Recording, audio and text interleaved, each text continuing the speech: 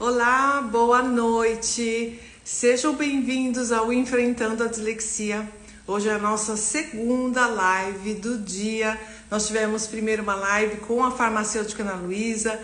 Agora estamos tendo a live com a Tati Castro. Ela é uma neuropsicopedagoga e nós iremos conversar sobre esse papel tão importante do psicopedagogo ou neuropsicopedagogo na intervenção do disléxico, de quem tem os transtornos de aprendizagem, e o porquê esse processo é tão longo.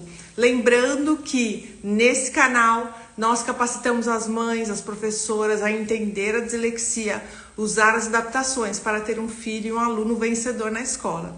Na nossa live de hoje, que é uma live importantíssima, a Tati Castro, que é a nossa convidada, ela faz uma palestra dentro do curso Aluno Disléxico, Aluno Vencedor. Ela colabora com a gente e a gente tem uma troca, porque ela também vai falar sobre ela e o curso dela. E eu já vi que a Tati entrou agora, já vou chamá-la. E eu gostaria muito que vocês fizessem perguntas, que vocês interagissem, para que a gente possa trocar experiências e também tirar dúvidas, tá bom? Essas lives da semana toda são importantes para que vocês tirem dúvidas sobre os transtornos de aprendizagem. E cada profissional que está passando essa semana faz parte das aulas bônus do curso Aluno Disléxico, Aluno Vencedor, que inclusive as vagas ainda estão abertas, ainda as inscrições estão abertas, e terça-feira fecharemos essas vagas, combinado? Vamos lá, vou chamar a Tati.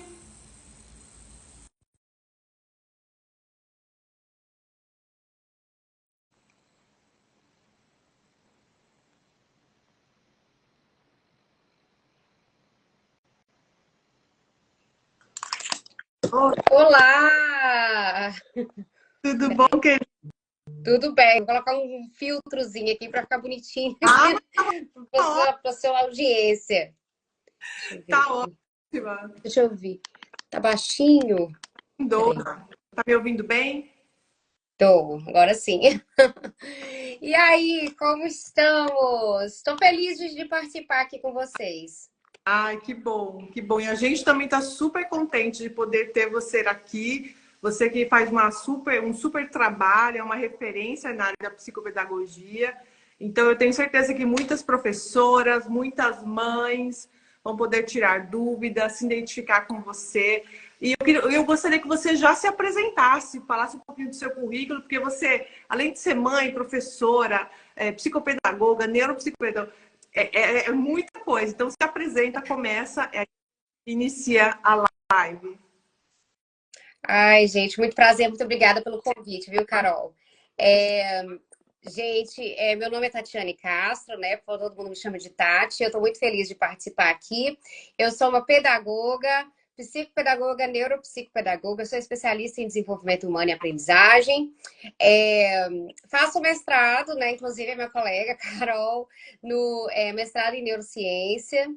E eu trabalho há muitos anos como psicopedagoga, né? Fiz minha carreira toda como psicopedagoga, como neuropsicopedagoga, ajudando as pessoas a contornarem aí, superarem as dificuldades de aprendizagem, inclusive quando elas são causadas por transtornos, como é o caso das dificuldades de quem tem aí dislexia, né?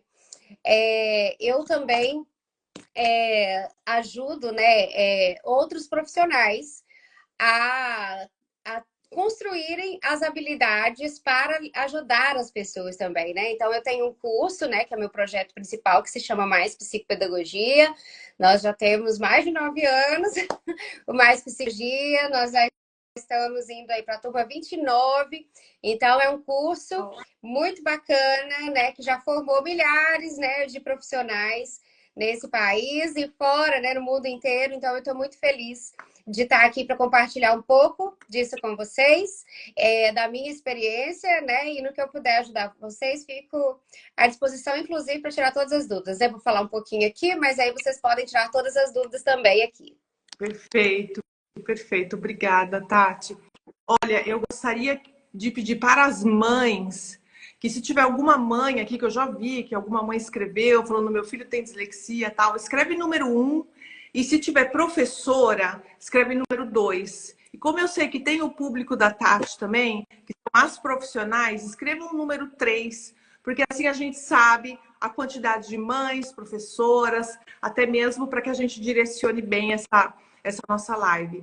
Lembrando que a aula completa da Tati sobre esse aspecto de intervenção com o psicopedagogo, né, o porquê, a duração. Às vezes a mãe acha que, meu Deus, está demorando muito esse diagnóstico, acho que o profissional está me enrolando.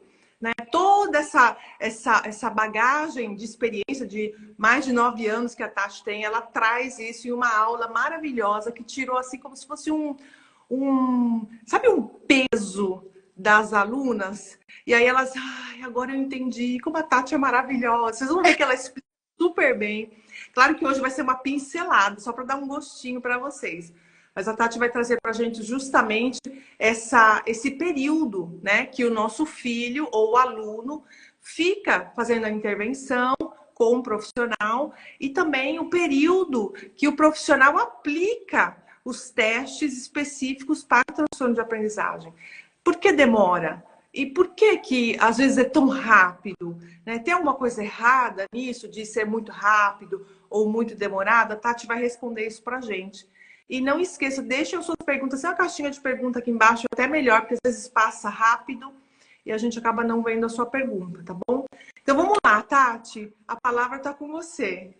Ai, gente, olha, eu vou falar um pouquinho e aí vocês vão perguntando, né, e complementando, porque eu quero ajudar o máximo de pessoas aqui no tempinho que a gente tem, tá bom? Eu tô vendo que tem várias alunas aqui minhas, inclusive. Gente, beijo a vocês.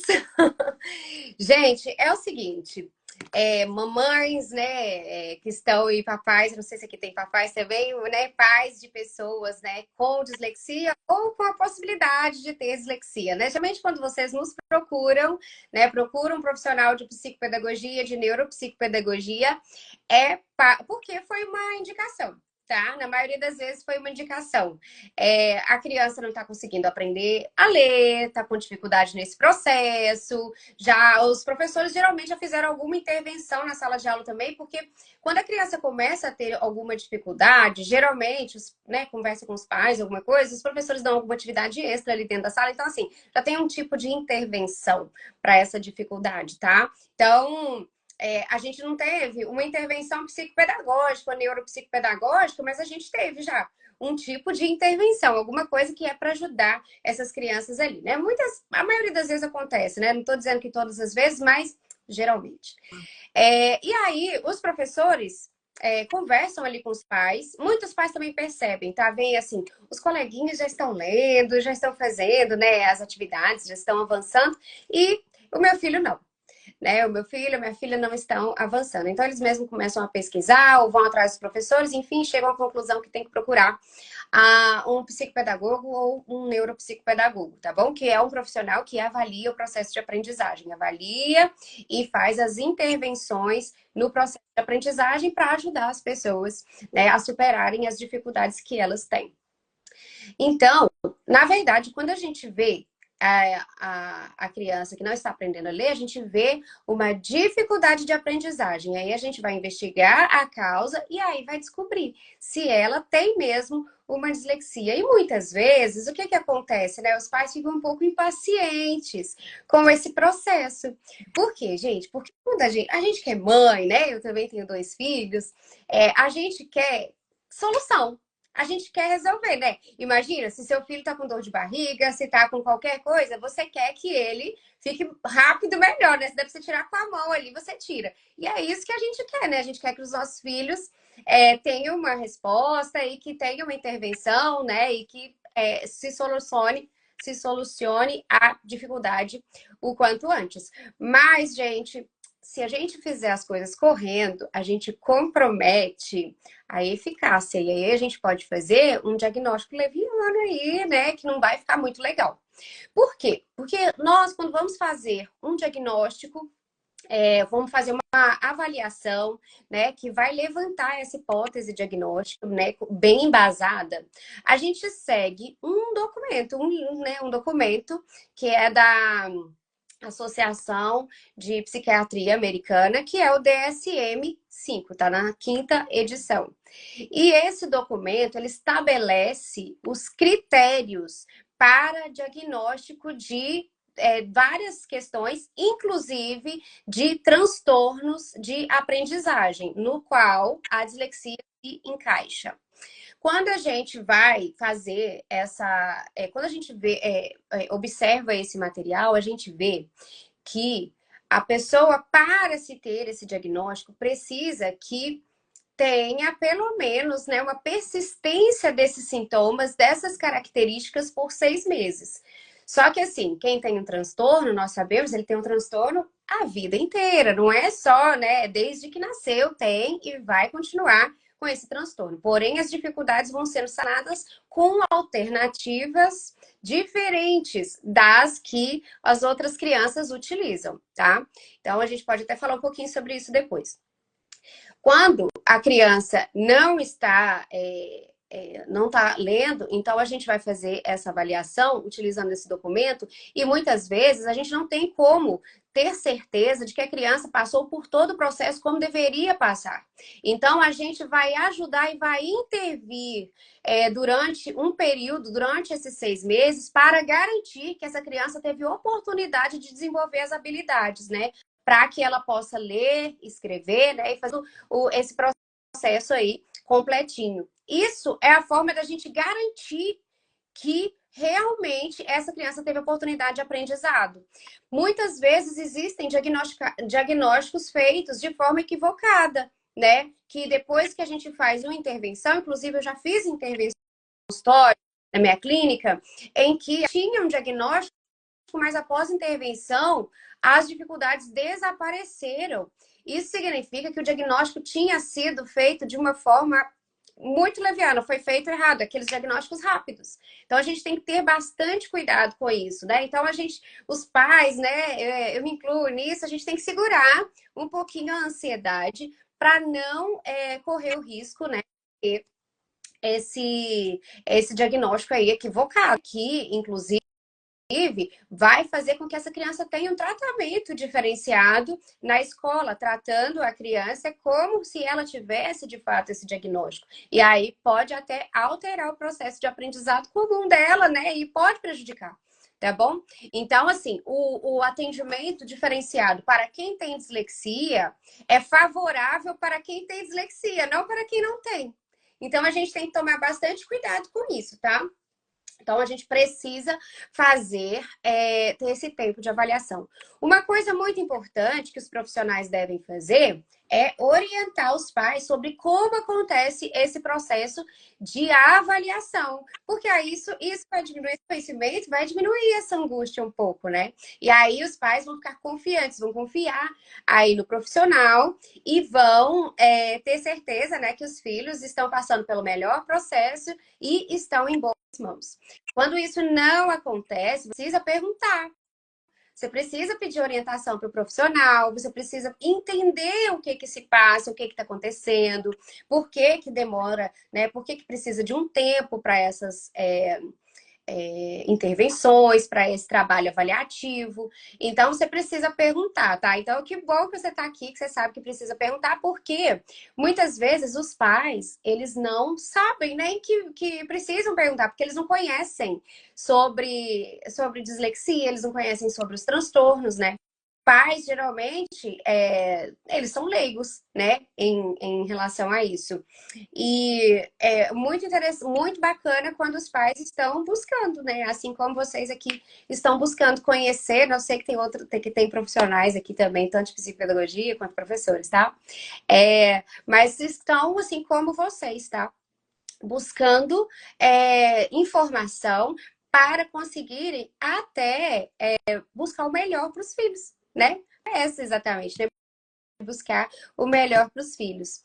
Eu tenho, né, gente, bastante cuidado na hora de fazer uma avaliação, e eu gosto de explicar bastante para os pais, para eles entenderem, né, como se dá esse processo. É muito importante você entender que esse tempo não é um tempo de não é um tempo desperdiçado ou que os profissionais estão enrolando, tá? Se for um bom profissional, ele está fazendo, na verdade, um excelente investimento, né, na vida do seu filho aí. Por quê? De qualquer forma, quando a gente tem uma dificuldade de aprendizagem, tem um profissional competente trabalhando, a dificuldade vai ser trabalhada, independente de a pessoa ter um diagnóstico ou não, tá? Se no final a pessoa não tiver um diagnóstico de dislexia, ainda assim, ela só teve lucros com esse trabalho, porque ela já foi melhorando as suas habilidades.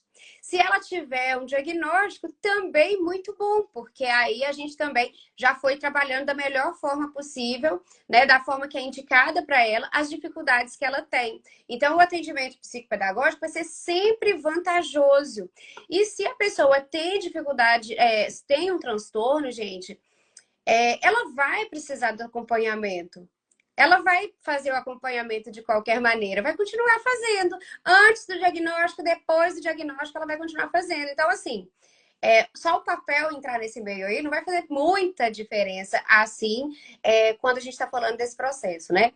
Ele vai fazer uma diferença bem importante quando a gente for pro quando a gente for para as outras instituições, né, para os outros âmbitos aí. Então, por exemplo, para a escola fazer uma intervenção diferenciada, com foco aí no atendimento da pessoa com dislexia, ela precisa ter esse diagnóstico, né? Porque senão ela pode fazer até um comportamento que já é excludente. Então, assim, a gente não pode, na escola, né, que tem profissionais, os profissionais não podem trabalhar com base em achismo, né? Os profissionais trabalham com base em documentos que comprovam aquilo que eles estão fazendo, né? Porque, como eu disse para vocês, a intervenção para a pessoa com dislexia é adequada à dislexia, não para quem não tem.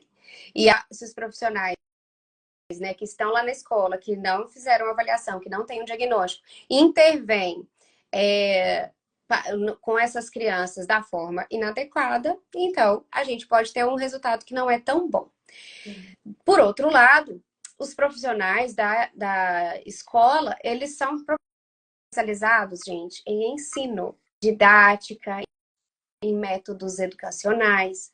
Então, esses profissionais, ainda sem um diagnóstico, vão ajudar, como eu disse, né? Vão intervir. Eles só não vão fazer uma intervenção tão sistematizada, tão diretiva, assim, né? Direcionada, acho que não é diretiva, não, direcionada, quanto eu, né? Com um diagnóstico em mãos. Mas já haverá uma ajuda aí, né? Um apoio por parte dos profissionais da escola para o seu filho. Lógico que se você vai ser, né, como pai presente, uma mãe presente, estou vendo que vocês estão aqui, então é esse o perfil que a gente tem aqui. Você vai conversar na escola, vai ver as melhores estratégias, né? Vai pensar em estratégias eficientes de estudo, e aí você vai ajudar da melhor maneira possível, também com a orientação do profissional que está fazendo acompanhamento, que está fazendo a avaliação do seu filho, vocês vão trabalhando, enquanto não tem esse diagnóstico, seu filho não vai ficar desamparado. Vocês já vão trabalhando as dificuldades dele, e aí você só vai ter benefícios com isso, tá? Perfeito. Tati, deixa eu aproveitar essa sua fala, porque tem uma pergunta justamente sobre avaliação. A Luciana perguntou assim: boa noite, sou Luciana de Caratinga. E quanto Minas Gerais. Minas Gerais, isso. E quanto tempo precisa? Você, né, Minas? Tô perto de mim. Quanto tempo precisa fazer a avaliação? A avaliação, né, é um processo. E esse processo, ele demanda um tempo. Algumas vezes, gente, a gente recebe o paciente, não vai ficar com ele 6 meses para fazer uma avaliação, porque esse paciente, ele já está passando por outros processos avaliativos e, às vezes, os profissionais já mandam, assim, um relatório para a gente. Então, a gente já tem várias informações que a gente vai precisar fazer de novo, né? Não vai precisar testar aquela habilidade de novo. Então, na maioria das vezes, a gente fica ali 6 meses, mas nem sempre quer dizer que vai ficar 6 meses, não, tá? Muitas vezes, por exemplo, já tem um fono fazendo uma intervenção muito bacana e aí ele vai passar todas as informações pra gente, a gente vai só complementar com aquilo que não é da área de, né, não é da competência dele, né? Muitas vezes já tem um psicólogo também que já está fazendo algum trabalho, já tem algum outro profissional, essa pessoa já tem um professor particular que entende de algumas metodologias que são interessantes para os disléxicos, e aí a gente já vai juntar isso, tá? As nossas informações. E aí a gente consegue fazer um diagnóstico, né? Fazer um levantamento de hipótese mais rapidamente, tá? Mas a gente, geralmente, são 6 meses para garantir que a pessoa, como eu disse no início, para garantir que a pessoa, que a criança, que o adolescente teve acesso à oportunidade de aprendizado com metodologias adequadas, com intervenções adequadas, para evitar um diagnóstico leviano. Então, a gente não está preocupado aqui exatamente, né, em fazer um diagnóstico corrido, em ter uma resposta rápida. A gente está preocupado em ter uma resposta correta, né? Então, a gente vai fazer o melhor possível para vocês, né, para fazer um bom diagnóstico e a gente vai levar o tempo que for preciso, né? Geralmente não vai passar de 6 meses isso, tá bom? Agora, é óbvio que a gente precisa também tem uma idade para isso, né? Para fazer o diagnóstico da criança. Então, assim, a criança, quando está nos primeiros anos de alfabetização, do primeiro ciclo da alfabetização, que é primeiro, segundo e terceiro ano, ela ainda não passou por todo o processo de alfabetização, então ela ainda está no processo, tá? Até o terceiro ano, nós esperamos que a criança tenha fluência na leitura, ela vai decodificar e ganhar fluência, né? Vai fazer interpretação de informações explícitas no texto, né? Aí depois, quarto e quinto ano, a gente já começa a fazer, precisa já ter essa fluência, por quê? Porque a gente precisa, e aí sim começa a pesar bastante, né? Para quem tem dislexia, porque a gente já precisa que exista essa fluência para fazer interpretações com inferências, né? Interpretações de informação implícita no texto. Então, a gente precisa que já tenha acontecido essa fluência. Então, até finalizar o terceiro ano, se a criança não desenvolveu essa fluência, aprendeu a ler e já desenvolveu essa fluência na leitura, a gente já vai dar uma acelerada nesse processo aí, tá, gente? Para não prejudicar o desenvolvimento escolar da criança. Perfeito. Foi a própria pergunta que a Luciana fez, inclusive, ela é uma psicopedagoga, Luciana não, Natália, psiconatália de Paula. Não existe uma idade certa, mas em torno de 8 a 10 sessões. Eu pensava que fosse sobre idade, não, sobre as sessões, né? De 8 a 10 sessões? Não. Eu nunca falo para os pais, e são abordagens, tá? Existem abordagens aí nos atendimentos na psicopedagogia, assim como existem abordagens na psicologia, por exemplo, em que você pode fazer um TCC, terapia cognitivo-comportamental, orientação psicanalítica, enfim. Então, existem abordagens na psicopedagogia também. E na forma que eu adoto de avaliação, eu vendo avaliação e eu não vendo o número de sessões. Eu faço quantas sessões forem necessárias. Eu não me limito a 8 sessões, ou 10 sessões, ou 20, se for preciso. Né? Por quê? Porque eu não vou, porque chegou um número eu me comprometi a fazer 10 sessões e chegou a 10ª sessão e eu ainda tenho dúvida em alguma coisa, eu não vou continuar com essa dúvida porque porque eu me comprometi a fazer 10 sessões. Eu vou fazer a 11ª e a 12ª e vou continuar fazendo enquanto for necessário, porque às vezes, gente, a gente não testa durante uma avaliação, nós não testamos uma habilidade apenas uma vez. Nós testamos uma habilidade com diferentes atividades, com diferentes testes, para garantir, né, que que o teste, né, que o que a gente está observando na nossa avaliação está realmente correto. Então, assim, vou dar um exemplo aqui, né? a gente quer saber se a criança conhece as letras, por exemplo. Então, às vezes, muitas vezes vocês veem aí, né? Ai, será que a psicopedagoga só fica fazendo joguinho dentro do consultório, né? Então, a gente quer saber se a criança conhece as letras. Um dia, eu vou fazer um bingo de letras com ela. Um dia, eu vou fazer um outro jogo de trilha que vai passar pelas letras.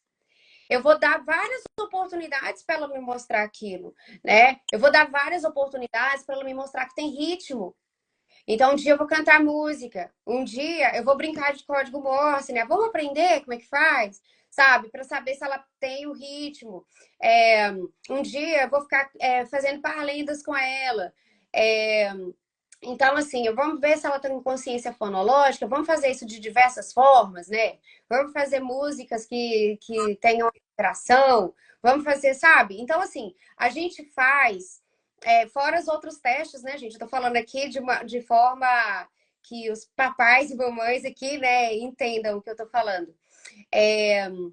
Mas a gente faz testagens com várias atividades diferentes, que a gente chama de testes, né? Várias atividades para mesma habilidade, para garantir que a criança teve várias oportunidades de mostrar essa habilidade para gente nos testes. Então, muitas vezes pode acontecer de ela me mostrou aqui, eu fiquei na dúvida, porque ela oscilou bastante nessa atividade aqui, né? Parecia que sabia, depois, né? Será que foi sorte aqui ou não? Aí depois ela foi outro dia, no outro dia eu também fiz uma outra parecida, né? Parecida não, mas que também avalia a mesma habilidade, para ela ter diferentes formas, né, de usar aquela habilidade que eu tô querendo avaliar, né? Então, eu não me comprometo com o número de sessão, não. Eu me comprometo em buscar a resposta, né? A gente tem, quando vocês pais vão até a gente, vocês têm uma pergunta. E a nossa função é ficar igual um detetivezinho ali procurando a resposta para trazer para vocês, né? É isso que vocês querem. E a gente quer que essa resposta seja o mais real possível. É verdade. Tati, fala um pouquinho para gente sobre esse relatório que o pai precisa levar, que a mãe precisa levar. A gente sabe que é uma equipe multidisciplinar, que precisa ser levado para o neuropediatra, para que ele faça o laudo. Mas a gente sabe que a realidade não é essa, né? Então, normalmente, os pais levam os relatórios ou da fono, da psicopedagoga, direto na escola. E que as escolas, olha que algumas escolas que eu estou passando via online, né, em reuniões, estão aceitando. E eu acho que isso está abrindo mais as portas para que essas adaptações escolares entrem na escola. Mas a minha pergunta seria, se essa mãe ou esse pai leva o relatório na escola, e aí a escola não aceita, ou se não fala, não, não vou aplicar nenhuma adaptação porque eu quero o laudo do neuropediatra.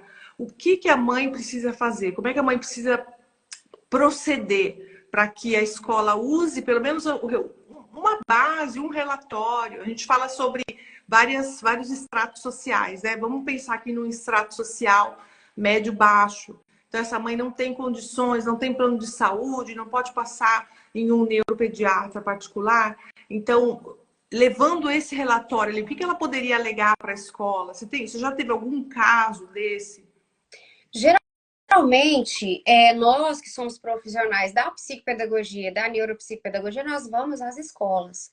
Então, é interessante, quando for à escola, que você agende junto com o profissional, junto com a psicopedagoga, junto com a neuropedagoga, porque ela vai ter uma forma de apresentar aquelas dificuldades, aquelas possibilidades de adaptações, de uma forma que conversa, né, que comunica melhor com os profissionais da educação, com os professores, né, com o corpo docente todo, com os coordenadores das escolas. Eu acredito que muitas vezes a falta de apoio se deve também à falta de conhecimento dos profissionais da escola, né? Algumas vezes dos pais, mas também dos profissionais da escola. Os pais, né, gente, eles viram detetives também do caso dos seus filhos, né? E aí começam a pesquisar. Eu falo que eles são cientistas, né? E são especialistas no caso dos filhos. porque começam a pesquisar né, e conseguem ajudar até bastante mesmo. Mas a gente precisa ter que os profissionais da escola tenham uma clareza sobre o que deve fazer. E às vezes levar só o relatório fica muito vago para eles, né? A gente não consegue mostrar como foi feita a avaliação, a gente não consegue mostrar como quais são os benefícios dessa intervenção, né? O que a escola ganha com isso, né, gente? Porque a escola ganha quando ela faz uma intervenção bacana, uma adaptação legal e aquela criança tem resultados, a escola ganha muito com isso, né? Porque a gente vai ter uma criança, o objetivo da escola é ensinar para todo mundo, né? E a gente vai ter uma criança que vai aprender o conteúdo. Então, é do interesse da escola, tá? Só que muitas vezes a forma de apresentação desse material é que não está muito adequada. Por isso que o interessante é que o profissional. Por outro lado, gente, a gente também tem que escrever, né, para nós agora profissionais. Nós precisamos escrever um relatório muito bem elaborado, muito bem explicado, tem que ser um material com muita qualidade. Quando as escolas, gente, pegam um material muito bem feito, dificilmente elas se negam a cumprir aquilo que está sugerido ali. Como adaptação, tá? Porque tá tudo justificado, tem motivo para tudo, tem ideias, né, também. Por exemplo, no final dos meus relatórios, eu sempre coloco anexo com várias ideias de adaptações, né, com sugestões para a escola, né, para cada caso, então, para o caso da dislexia também. Então, eu já coloco várias orientações bacanas que a escola vai ter sentir prazer de fazer, porque eles já estão assim com muitas orientações e com muita clareza do que fazer. Muitas vezes não fazem, gente, porque estão perdidos também, tá? Muitas vezes não sabem como fazer, então aí acabam não fazendo, né? Mas a gente precisa se esforçar nesse sentido, tá? Então os profissionais precisam fazer um material muito bem elaborado e os pais, né, de preferência que contem com a presença do profissional para exatamente explicar a necessidade daquelas adaptações e o porquê, né? O cenário, se não acontecer aquela adaptação, aquelas adaptações, qual que é o cenário? O que vai acontecer? E se acontecer a adaptação? O que vai acontecer também, né? Mostrar esses cenários possíveis também para que eles se engajem no acompanhamento da criança. E isso vai ser muito positivo, gente, porque quando os profissionais, quando a escola, quando a família está falando a mesma língua, todo mundo está unido pelo mesmo objetivo, a gente avança muito e muito rápido, a gente ganha e todo mundo só tem a ganhar com isso, tá? Isso também do paciente, né, da criança, fica muito melhor, porque ela se sente apoiada em todos os lugares que ela vai. Então, assim, ela não sente que é um transtorno para a família ou um transtorno para a escola, né? Ela só toma consciência de que tem um transtorno e que todo mundo está ali ajudando a superar o transtorno. Maravilhoso, é isso mesmo, Tati. Tati, tem a pergunta de uma aluna que participou, inclusive, da semana gratuita Ismênia. Acho que ela é mãe de uma criança disléxica. Ela escreveu assim: qual profissional devo levar para a primeira consulta para o diagnóstico? Depende de quem identificou a dificuldade primeiro. Tá? Muitas vezes a gente vai primeiro no psicopedagogo porque os professores identificam a dificuldade e encaminham para o psicopedagogo, tá? Agora, quando, gente, nós sabemos que pessoas com dislexia muitas vezes têm outras questões que acabam sendo agravadas por causa do transtorno. Então, tem crianças que têm uma autoestima baixa e desde novinhas já estão fazendo acompanhamento psicológico, por exemplo. E aí o psicólogo vai perceber isso, vai fazer, né? Pode começar ali sua avaliação, tá? Mas o interessante, gente, a primeira coisa é o psicopedagogo, tá? O psicopedagogo eu acho melhor que seja primeiro, porque ele vai saber também orientar os pais, a família, a escola, quanto ao segmento dos acompanhamentos, para onde vai, para onde fica perdido. O profissional de psicopedagogia faz esses encaminhamentos de uma forma muito bacana, tá? Uma orientação muito legal. Então, ele vai falar assim, ó, ele vai te dar um passo a passo, ele vai falar assim, olha, nós fizemos isso aqui, agora você vai precisar ir no avaliação neuropsicológica, né, quando é o caso, você vai fazer a avaliação fonoaudiológica, vai juntar isso tudo, vai trazer isso para mim e a gente vai fazer um documento completinho para você levar no neuropediatra, por exemplo. Então, o profissional vai juntar tudo isso, tá? Para fazer essas informações. Porque também, gente, quando a gente consegue fazer esse documento mais completinho, é muito mais fácil, a gente facilita a vida do médico também. Porque ele não tem que ficar pegando uma coisa picada aqui, uma coisa picada ali. Porque o médico, gente, ele também quer fazer um diagnóstico bem feito, né? Ele também quer fazer um trabalho bem feito, né? Esperamos. Todo mundo quer, né? Os psicopedagogos, os médicos, os professores, todo mundo quer fazer bem seu trabalho, né? E aí, o que acontece? A gente juntando essas informações, fazendo um relatório já mais completinho com todas essas informações, a gente já vai encaminhar para ele assim, ó, tudo certinho, de acordo bonitinho com o DSM, que é aquele documento que eu falei para vocês. E aí vai ficar muito mais fácil, gente. Porque se você for ao médico primeiro, grande chance dele fazer todos os exames dele lá, mas ele vai fazer exames para garantir a questão fisiológica, funcional ali, né? Mas ele vai encaminhar para você fazer na psicopedagoga. Então, você vai ficar dando voltas, né? Você vai lá e vem aqui. Então, vai na psicopedagoga que ela consegue te orientar também quanto a isso, tá? Também é nosso papel quanto a isso. Te orientar para você não ficar nessa via crucis, né? Vai de um lado, vai para o outro. O profissional vai te orientar direitinho. Perfeito, Tati. Tati, uma pergunta que as mães fazem muito. Qual é a diferença de uma psicopedagoga e de uma neuropsicopedagoga? Tem diferença de fazer uma intervenção ou de estar fazendo toda a investigação para a dislexia? Eu vou dar uma opinião polêmica aqui. Para mim, não tem diferença nenhuma. Eu sou psicopedagoga, neuropsicopedagoga, gente, estuda a mesma coisa. Quase a mesma coisa na faculdade, tá? Na verdade, gente, a neuropsicopedagogia, né, é você utilizar a neurociência aplicada à psicopedagogia, tá? Só que hoje os profissionais de psicopedagogia já estudam, né? Todos estudam neurociência. Então, assim, gente, ficou um limite muito invisível, tá? Para delimitar isso aqui. Vá num bom profissional, pode ser neuropsicopedagogo, psicopedagogo, tá? Um monte de neuropsicopedagogo ou de psicopedagogo vai ficar comigo agora.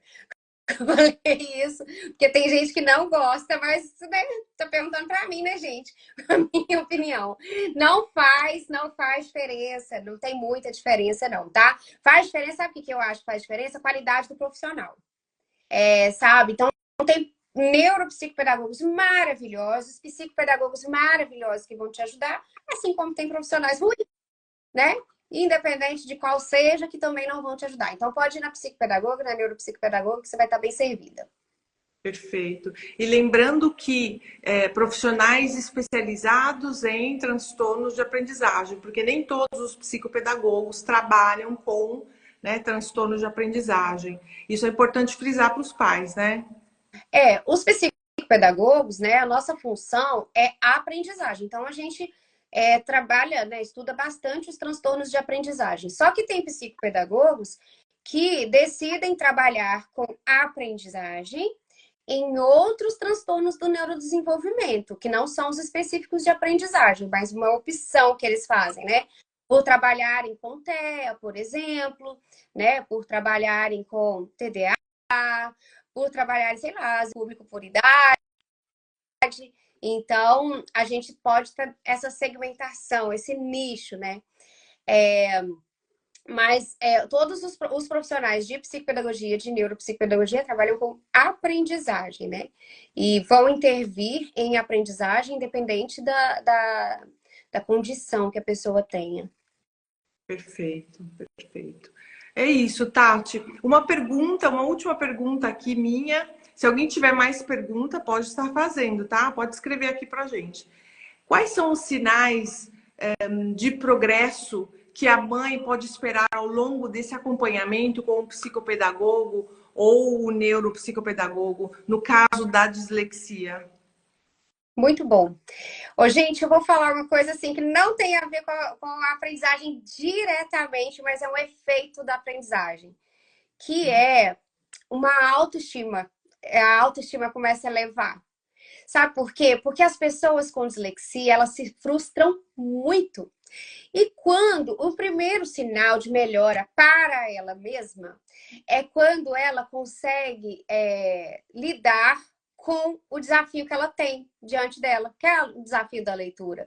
Então, às vezes, a criança, né, quando percebe que pode fazer uma ela consegue fazer a leitura. A gente oferece um recurso para ela e ela consegue compreender o mesmo conteúdo que as demais crianças estão aprendendo, né? Estão usando um recurso para leitura, estão usando um recurso, né? Seja lá qual for, que a gente ofereceu para ela. Ela consegue acessar a informação, assim como os colegas estão fazendo. Então, ela não fica à margem da informação. Ela não é alienada da informação. E isso tem um efeito de autoestima, tem um efeito de autoeficácia muito legal. Muito legal mesmo. A gente vê, né, que a pessoa consegue, porque ela cria, gente, autonomia. Qualquer coisa que prende a gente não tá feliz. O ser humano quer ser livre, né? A gente não tá feliz se a gente for preso. E você não ler ou não conseguir ler adequadamente, não poder acessar informações é uma forma de prisão. É uma forma. Você está sendo alienado da informação, você está sendo impedido de acessar as coisas, né? O que o mundo acessa, porque o mundo acessa tudo por escrito, né? Todo o material do mundo é escrito. Então, você começa a acessar o que o mundo escuta, você começa a escutar, né? O que o mundo lê, desculpa. E aí você passa a escutar isso, você passa a ver isso, né? Por meio dos recursos, você passa a utilizar estratégias bacanas, né? Para conseguir compreender todos os conteúdos, e aí você vê que agora você faz parte do mundo. Você não está à margem mais desse mundo, né? E isso é muito interessante a gente observar. Eles ficam felizes. E a gente quer que os nossos filhos sejam felizes, né? E as crianças a gente consegue ver que eles ficaram felizes. Delícia, que bom ouvir isso. Para fechar, Tati, chegou uma mensagem aqui de uma mãe, e ela uma mãe não, acho que ela é uma psicopedagoga, e ela falou que uma das partes mais difíceis também não são os pais pedindo informação, mas ao contrário, aqueles pais que não aceitam, né, e não querem nem procurar um profissional, e acaba prejudicando essa criança que vai virar um adolescente semi-analfabeto, né, um adulto que vai ficar ali até, né, à margem da sociedade, porque não vai conseguir ler e escrever, como você acabou de falar. Então, qual o conselho que você daria para um pai, para uma mãe, nesse momento, que não está aceitando a dislexia ou uma possível dislexia do filho? Eu acho que primeiro, né, por parte dos profissionais é muito importante, né, só falar assim um pouquinho dos profissionais antes de falar dos pais. Por parte dos profissionais é muito importante fazer a conscientização sobre a dislexia, sobre qualquer transtorno, né, que eles façam um diagnóstico, porque para muitos pais, gente, isso aí é um limitador, sabe? Você vai limitar o filho, você vai impedir o desenvolvimento do filho, né, que tem aquele diagnóstico. O meu filho não vai aprender, o meu filho não vai se desenvolver, o meu filho não vai crescer. E ele que olha para o filho e vê que o filho é inteligente, que o filho é capaz, como ele não conhece realmente a dislexia, ele fala assim: tá errado isso aí. Eu não acredito nisso, porque o meu filho é inteligente, sim, o meu filho é capaz, sim. Então é muito importante conscientizar sobre a dislexia e falar que essa pessoa não é incapaz, não é menos inteligente que ninguém, muito pelo contrário, nós sabemos disso, que as pessoas são muito inteligentes, que são muito criativas e que o fato de ter dislexia não impede que elas sejam inteligentes. Apenas exige que a gente faça adaptações para elas acessarem as mesmas informações que as outras pessoas. tá? Então, a gente precisa conscientizar isso, mostrar para os pais que seu filho não é menos inteligente porque tem dislexia, seu filho não é menos capaz, seu filho não é limitado, tá? Então, a primeira coisa que a gente tem que mostrar e que para que ele continue não sendo limitado, a gente tem que dar oportunidade para ele, né, de conhecer formas de superar as dificuldades que a dislexia traz para ele, que são alternativas de acesso à informação, de acesso à leitura, enfim, essas coisas. Para os pais, né, é muito importante a gente buscar conhecimento. Se você buscar conhecimento, você vai começar a entender que sem essa intervenção, a dificuldade do seu filho vai virar uma bola de neve e vai só piorar. E piora não só no aspecto da defasagem em leitura, mas nos efeitos que essa defasagem causa nele. Eu acabei de falar sobre autoestima baixa, sobre a sensação, né, não tem a sensação de autoeficácia, a autoeficácia é muito ruim, não se acha capaz de nada, sofre bullying porque desenvolve um perfil de vítima, né? E aí desenvolve aquele perfil mais murchinho, né? Porque a gente sabe que as pessoas que sofrem bullying são aquelas pessoas que têm o perfil, né? Da vítima, né? Assim como tem o perfil do agressor, enfim. Então a gente sofre bullying, passa por diversas situações muito desagradáveis. Como não tem adaptações na escola, passa por situações vergonhosas ou situações de exposição desnecessária, né? Porque a gente sabe que você tem uma dificuldade, você não está superando essa dificuldade, não é porque você não quer, não é porque você é um preguiçoso, não é porque você não é, né, nada disso, é porque você tem um transtorno. Mas se você não trabalha isso, você vai ser exposto. O professor vai pedir para você fazer leitura em voz alta, né?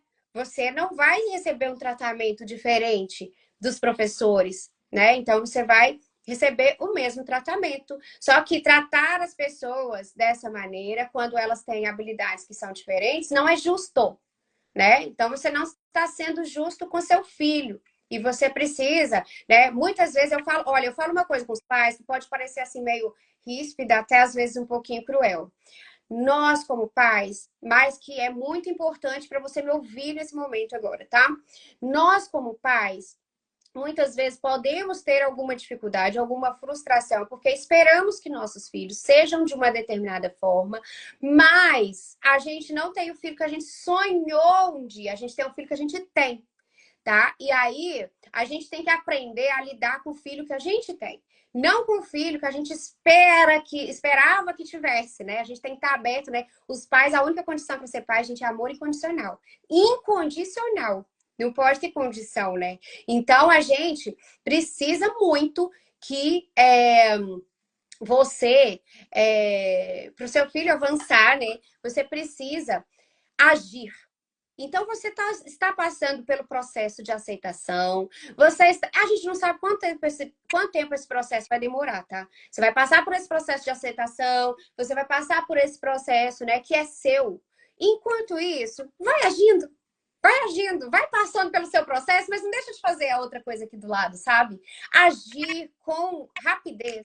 É muito importante. Quanto mais precocemente a gente agir nos casos de dislexia, melhor o prognóstico, melhor os avanços da criança. Então, assim, se você não tá bem ainda, não tá... Sabe o que você faz? Eu tô falando como mãe aqui agora, tá? Sabe o que você faz? Faça o que o profissional tá te orientando, pelo menos. Siga alguma orientação. Procure apoio você também com um psicólogo, né? Com um terapeuta, para te ajudar a lidar melhor com a situação se você tiver essa dificuldade. Enquanto isso, seu filho vai estar sendo atendido. Seu filho vai estar passando pela né, ajuda. Então, assim, às vezes pode parecer, né, que eu estou sendo um pouco ríspida quando eu falo isso, um pouco, né, tô pegando firme demais aqui, mas o que eu quero dizer para vocês é que se você não agir, o prejudicado vai ser o seu filho. A gente sabe que você está passando por esse processo, mas enquanto isso haja, e você depois vai continuar, você vai passar por esse período, né, de aceitação, de entendimento, de compreensão e conscientização, mas o seu filho vai estar avançando e não vai ter perdido nada com isso, tá? Então o processo é seu, passe por ele e permita que seu filho passe pelo processo dele também. Maravilha, palavras perfeitas, porque justamente liberta, né? Como você falou no início, né? É libertador quando você tem o conhecimento. Nossa, eu queria agradecer demais, mas antes da gente encerrar essa live, você também tem uma notícia para os profissionais aqui, não é? Para as professoras. Sim! Ai, sim, ainda bem que você lembrou.